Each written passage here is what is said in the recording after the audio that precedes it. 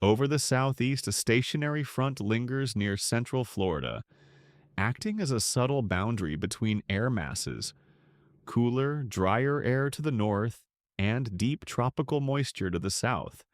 This, coupled with an amplifying long-wave trough over the eastern U.S., helps to nudge surface low-pressure pulses and vorticity impulses into the peninsula, increasing mesoscale lift, especially diurnally, while mid-level westerly flow guides thunderstorms toward the coast. Meanwhile, surface high pressure to the northeast, especially over Georgia, is reinforcing a dry, cooler air mass, producing refreshing conditions across much of northern Florida and Georgia, especially north and west of the front. South Florida. Here, forecast discussions highlight a typical summertime regime. With weak large-scale lift, convective initiation hinges on daytime heating and sea breeze convergence. A stationary boundary near Lake Okeechobee exists, but it's not a major player today. Mid-level westerlies funnel storms eastward toward the metro coasts. Expect highs in the low to mid-90s, interior zones possibly pushing upper 90s, with heat indices climbing into the low to mid-hundreds, prompting a heat advisory for Miami-Dade and Broward counties between 11 a.m. and 6 p.m. This pattern remains through tomorrow, but as the long wave trough digs deeper by the weekend, expect a surface low to develop near the panhandle next to your Gulf, with vorticity advection, abundant moisture, P watts, ICs 1.7 to 2.0 inches plus, and daily sea breeze showers and storms, with training possible over the same areas, entailing hydro concerns. East Central Florida.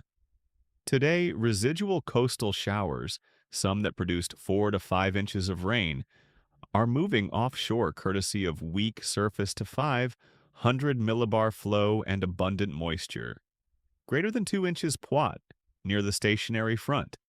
As winds veer easterly, the sea breeze will ignite convection by late morning, with storms forming where outflow boundaries intersect. Expect erratic storm motion, gusts up to approximately 50 miles per hour, frequent lightning, heavy downpours, and hail potential given steep low-level lapse rates and marginal mid-level lapse rates approximately 6 degrees Celsius per kilometer. Rainfall could yield 1 to 3 inches. On Friday and through the weekend, expect increasing coverage daily, stalled frontal moisture and P watts climbing to approximately 2.1 to 2.2 inches, heightening localized flood risk, especially along the St. Johns Basin. Northeast Florida. The frontal boundary retreats northward today as high pressure migrates northeast, ushering in moist westerly flow. P watts rise above 2 inches overnight. Convection will shift from coastal waters this morning to inland areas south of Interstate 10 this afternoon and evening. Highs will reach the upper 80s to low 90s inland, mid 80s along the coast, with overnight lows in the lower to mid 70s. Into Friday and Saturday, the front stalls over northern Florida. Layers of shortwave energy riding over the trough encourage synoptic scale lift, particularly along the coast in the mornings, then inland later. P watts remain deep, shear around 25 knots, ML Cape approximately 1,500 to 2,500 joules per kilogram. Favorable for strong thunderstorms and heavy rain.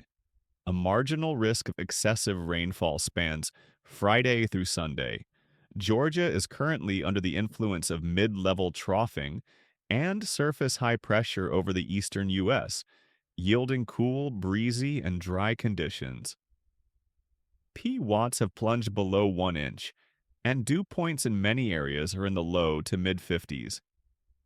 Highs are in the low to mid-80s in North Georgia, upper 80s to low 90s in Central Georgia, but with low humidity, they feel far more comfortable. Tonight, temperatures are forecast to drop into the upper 50s, even touching upper 40s amid the higher terrain. A rarity for late August and potentially record-tying for Atlanta. Putting it all together. So, pilots and weather pros, the big picture is this.